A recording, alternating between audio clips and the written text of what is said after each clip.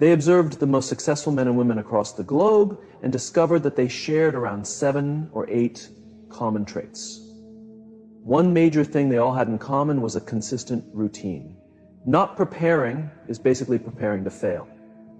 The night before a game, I ate the same kind of food, went to bed at the same hour, woke up and had the same breakfast.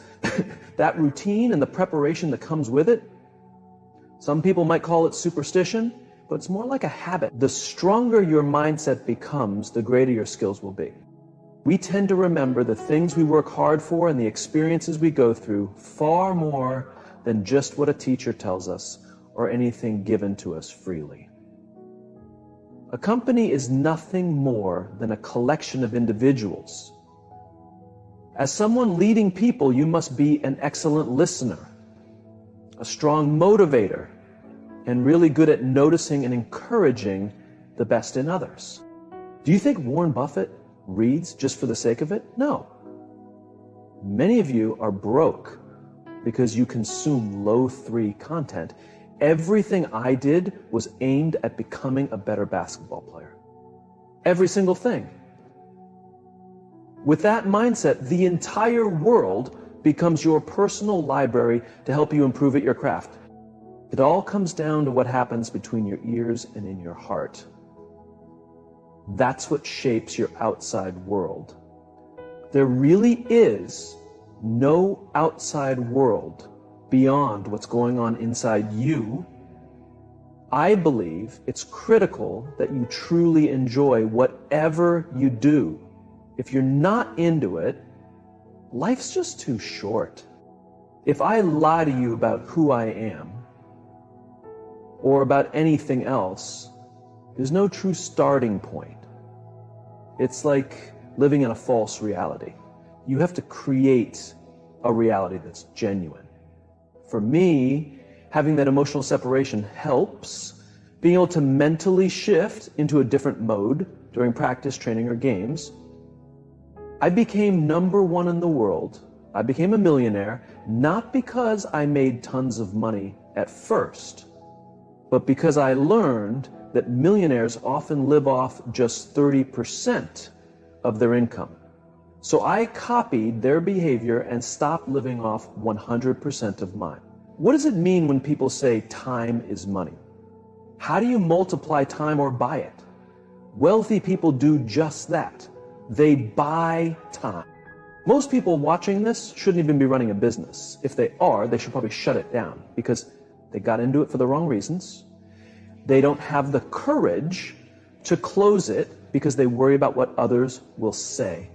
You have no clue how unlimited your potential is until you stop being scared of other people's opinions. There's hardly anyone watching who even understands what it means to operate without limitations. I wrote a book called The Millionaire Booklet in just 2 hours. It was translated into 38 different languages for free, thanks to my social media presence. I simply asked for help, and people responded. It took only a month to get the book written, produced, and translated. It's a short book, just around 50 pages. You might not find it on the New York Times bestseller list, but it's powerful. Traditional book publishers are falling behind. They don't even count digital downloads. That's outdated thinking. Give people something they can finish reading in just a few hours. It took 19 months to complete my last book because the publisher was involved. They said I shouldn't write another book while that one was in progress.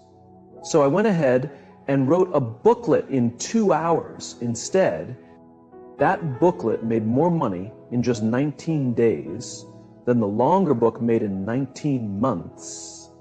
And it got translated into 38 languages. Meanwhile, the one I spent over a year on still hasn't been translated. That tells you the power of speed and working smart. Most people don't get the idea that time equals money. They might say it, wear it on a t-shirt, but they don't apply it. Rich people don't say, I can't afford it. My rich mentor never allowed his son or me to say those words. He'd always tell us to ask How can I afford it? The reason I've accumulated wealth is not because I never made mistakes. I made a lot of them. But I never told myself I couldn't do something. I always asked how I could do it, then went out and gave it my best shot. My poor dad always said, I can't afford it. He used to say things like, do you think I'm made of money? I'm just a school teacher. I picked up that mindset early on, but I later replaced it. When I hear people saying, I can't, I immediately recognize a limiting belief. When I first saw my wife, I thought she was way out of my league. My friends told me she would never go out with me, but I figured if I'd let that stop me, she never would. So I kept asking her out. For 6 months. Yes, again, it's about what happens inside your mind and heart. The world you experience is a reflection of your inner life. Those who say they can't afford something or that rich people are evil, they're choosing not to participate in a different reality. One thing anyone can change right now is their internal dialogue. Stop saying, I can't, replace it with, how can I? Especially when it comes to things like money. That mindset leads to creative thinking and long-term success. When I tried to borrow $300 million, 0 cents. I got turned down many times. Each time I asked the bank why they rejected me. They'd point out something in my numbers, I'd go back, fix it, and return. And even when they turned me down again, I kept improving until the answer became yes. That kind of persistence applies to everything, even getting a date with my wife. It's about spiritual willpower, believing if someone else can do it, then so can you. As you said, words become flesh. You think Warren Buffett reads just to pass the time?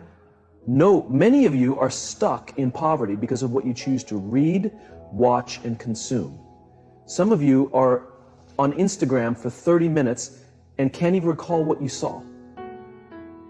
That's a poverty mindset. Wealthy people won't waste their time. They understand that it's their most valuable resource. They don't spend hours watching TV or constantly entertaining themselves. If they're not working, they're studying and getting better at their skills. There was a new language I had to learn. That didn't mean I had to give up my old language. When I speak at corporate events, I often show up in casual clothes, sometimes even shorts and a t-shirt. Why? Because I've gotten so good at what I do, they don't care what I'm wearing. Some people don't want to wear a suit, but haven't earned that freedom yet. Others wear suits thinking it will make up for what they lack. But your appearance can only get you through the door. Eventually, your skill will be what matters. One point, I wanted to quit. My mom said, "Don't you dare. You've got a wife and kids." She asked, "Does YouTube offer insurance, a retirement plan?" I told her respectfully, "Mom, you can't teach me how to be a millionaire. You're not one." It wasn't me being disrespectful. It was me choosing a different path. I come from a working class background. My mother gave us strong values, and I'm grateful. But rich people don't work the way poor people do. They think differently.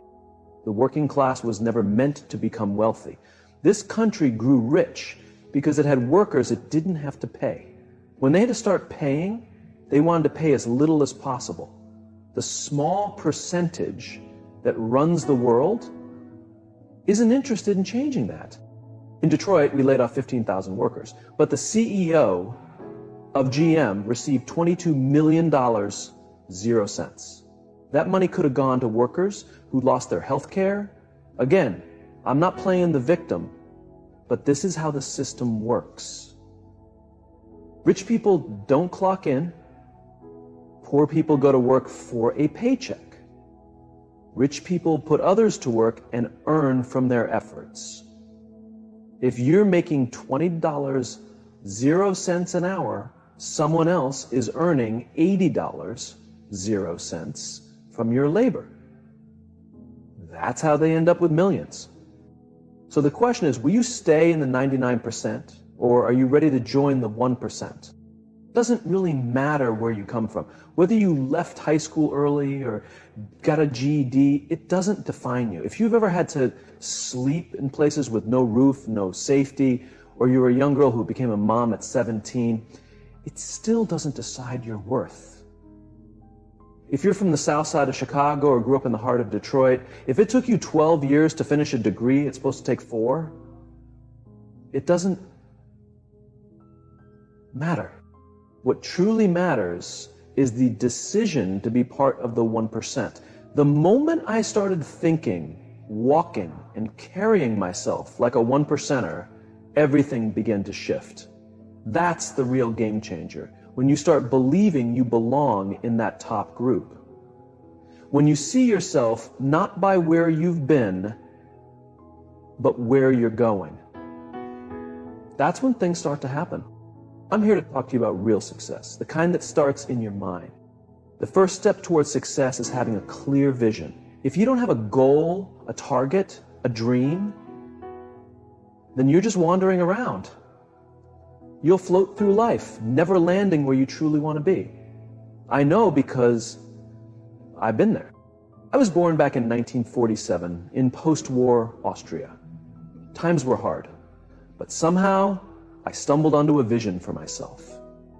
I never quite felt like I belonged there. I couldn't picture myself living that quiet, expected life, being a farmer, a worker, or just staying put like everyone around me. My parents hoped I'd live a simple life, but that was their dream, not mine. My heart craved something different, something bigger. When I was 11 years old, our school showed us a film about America. I remember seeing the big buildings, wide roads, and bright lights, and I thought, yes, that's where I want to be. I didn't want to stay in a small village with small dreams. I wanted to go where people dreamed big. Not long after, I walked past a shop window and saw a magazine with a strong man on the cover. His name was Reg Park. He was a bodybuilding champion and a movie star. Right then and there, something clicked. That was it. That was the plan. I wanted to be a champion too. I wanted to get into movies.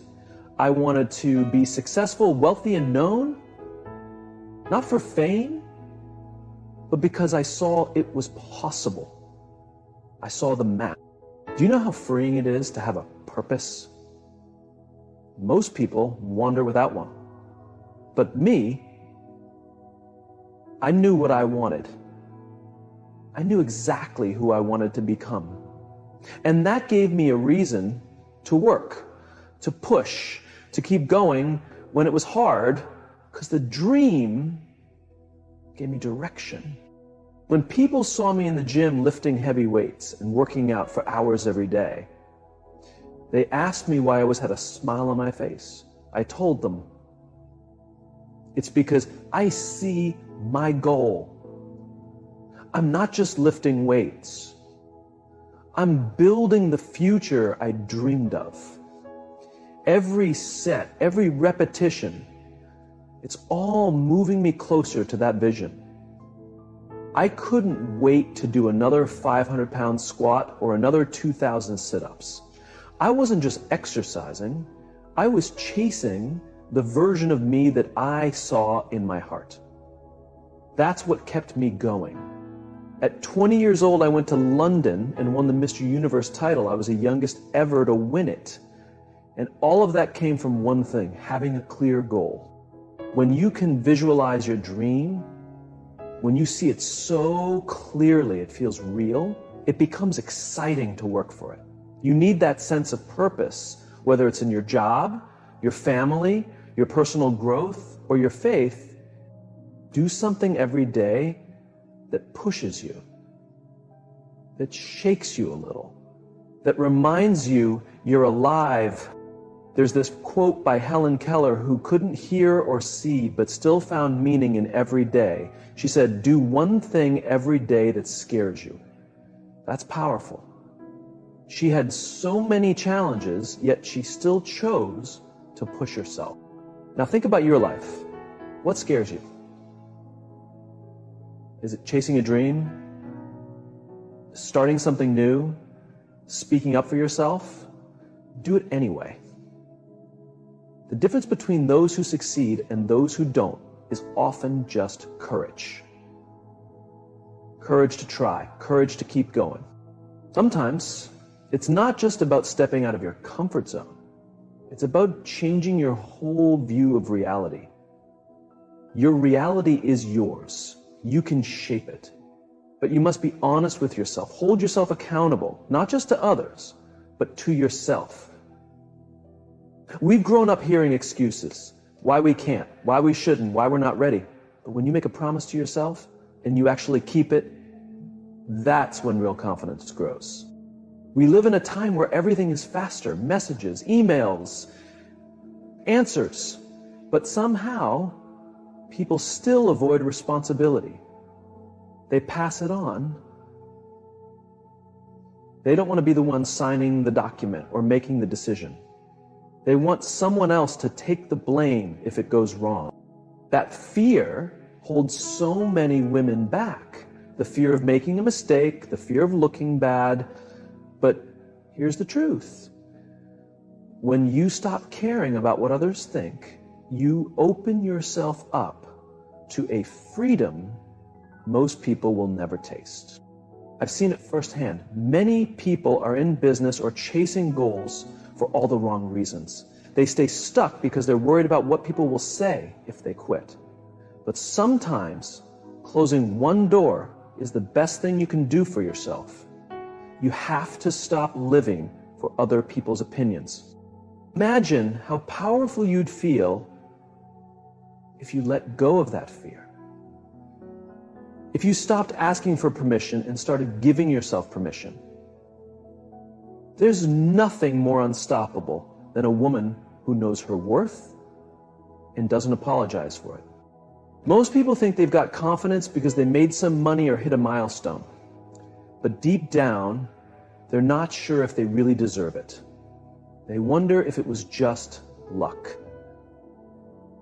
That's why it's so important to build real belief in yourself, not based on one win, but on a pattern of effort and growth. I used to be a troubled kid. I got into fights, I made mistakes, I even got arrested a few times, even though my father was a police officer. But something changed when I joined the military. It gave me structure, discipline, and a standard to live up to. Did you know 2/3 of CEOs from Fortune 500 companies have a military background? It's not a coincidence. It teaches focus, it teaches honor, and a big part of success is just showing up consistently and doing what you said you'd do. And here's something else. They also found that many of those successful leaders practiced martial arts. That's not just about fighting. It's about control, discipline, mental strength. A lot of women today don't realize they belong at the top. They think they got lucky. But I teach them how to believe they earned it. We practice that belief. We build it. Because when a woman walks into a room knowing she belongs, everything shifts. I recently talked to someone who made over $100 million. And even she said, I think I just got lucky. But success like that isn't luck. It's mindset. It's habit. It's staying the course when it gets tough. The habits I built decades ago are still with me. They're like brushing my teeth. I don't question them. I just do them. And they're the reason I keep going no matter how I feel. When I feel like quitting, I talk to myself like a coach. I say, come on, let's go. And I push through. That's the difference. Not talent, not luck, just discipline and decision. And yes, I've failed. I've failed a lot. But I'm not ashamed of it. I wear my failures with pride because each one taught me something. Each one made me stronger. Failure isn't the end, it's just a test, a lesson. And I don't wait too long to act. I'm quick to try new things. And I'm quick to let go of things that don't work. Sometimes you just have to turn the key, close the door, walk away, and stop wasting your time. So many people hold on to businesses, relationships, or dreams that no longer serve them just because they're afraid of what others will say. But when you let go of needing everyone's approval, you unlock something powerful. You become limitless.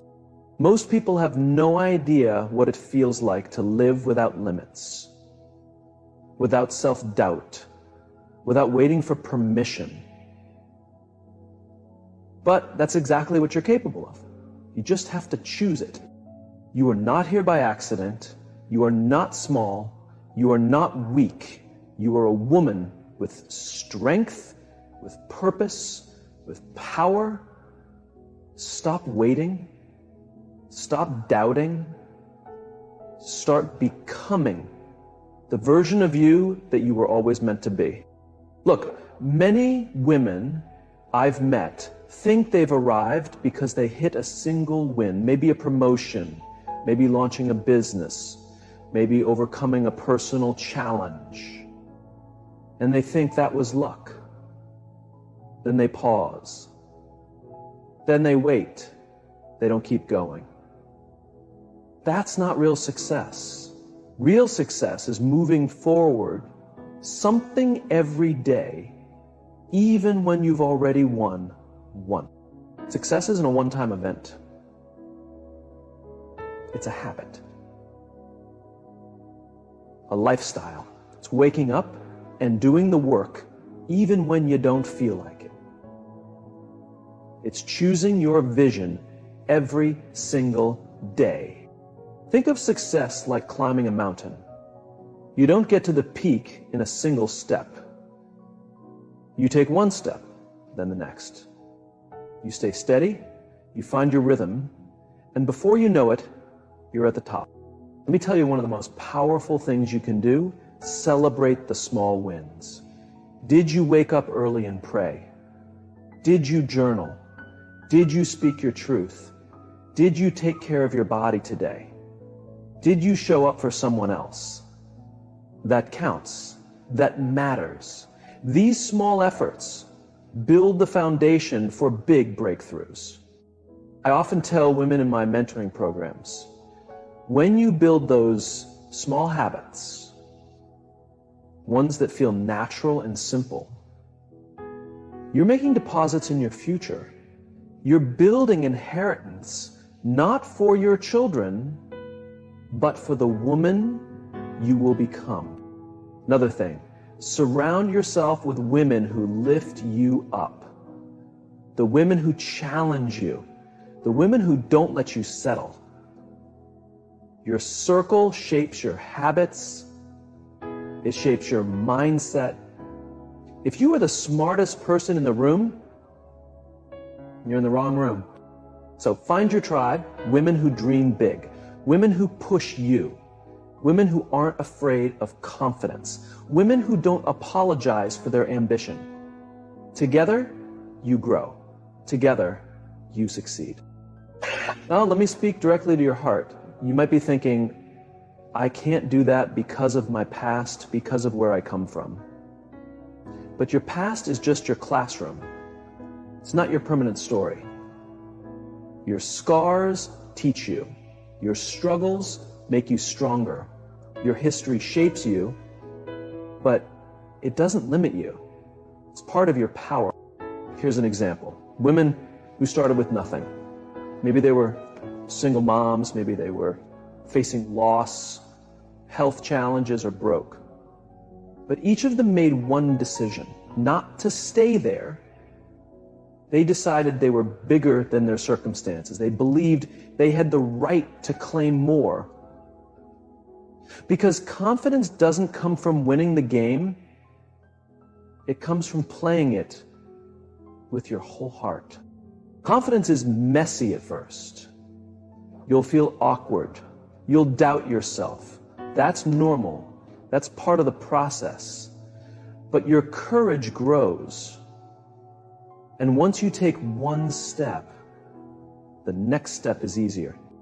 I want you to start today, not tomorrow, today. Pick one small thing that scares you. Make one call you've been avoiding. Send that message. Share that idea. Take one mini risk. Then tomorrow, do it again. Every time you stretch yourself just a bit, your muscles of courage grow. And one day you'll look back and see how far you've come. Maybe it was invisible growth. Maybe only you noticed it. That's okay. You built something extraordinary, and you did it day by day. It doesn't matter if you've had setbacks. It doesn't matter if life knocked you down. What matters is what you do next. You stand up, you wipe your face, you keep going. That's success. That's power. That's you. You are a force. You are a leader. You are a 1%er in your own right. Maybe you don't see it yet, but it's there. And when you decide it's time, you will step into it. So go ahead, choose the vision that scares you a little. Commit to the woman you're becoming today, not tomorrow, because greatness doesn't wait, and neither should you. Maybe someone once told you that you were just lucky when something went right in your life. But the truth is, you weren't just lucky. You showed up, you worked hard, and you didn't quit. That wasn't luck. That was effort, faith, and determination. Thomas Edison, the man who invented the light bulb, didn't get it right the first time. He failed thousands of times. But every failure was one step closer to success. He said, I haven't failed. I've just found 10,000 ways that won't work. That's what makes the difference. And you, my sister, have that same spirit. You are not weak because you've struggled. You're strong because you've endured. You're not behind because it's taking time. You're wiser now because of it. When you fall down and you get back up, that's not failure. That's courage. That's resilience. People often say you can be anything you want to be, but the truth is, you can't be everything. You can be what you truly care about. You can become who you're meant to be. That's what matters most. You don't need to be like anyone else. You only need to become the best version of yourself. Most people never do what they were created to do. They live on autopilot. They settle for average. They keep doing the same things every day, even when it doesn't feel right. They ignore the quiet voice inside that says you were made for more. But not you. You're listening to that voice. That's why you're here right now. You're ready for something different. You want to live with purpose, with passion, and with peace in your heart. This is your moment to change. Not next year, not next week, now. Start by seeing the woman you want to become. What does she look like? How does she walk? How does she speak? What does she believe about herself?